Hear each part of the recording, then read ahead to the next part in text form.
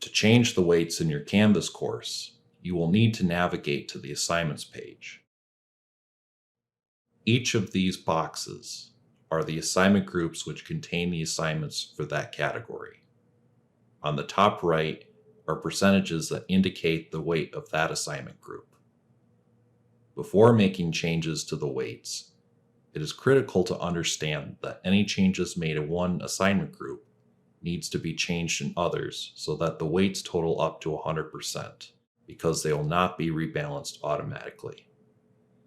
The reason this is important is because a total other than 100% will have an unintended consequence on the student's final grade. Assignment groups that have a 0% weight can be used as a container for non-graded assignments. To make a change to one of the categories, click on the vertical three-dot menu button. Then select Edit. In the text field for percentage of total grade, type in your new percentage. Then click the Save button. The new weight for the assignment group has been established. Please check on our faculty resource site for more tutorials as well as information on how to reach out to ATD with any questions or any assistance needs you may have. Thanks for watching.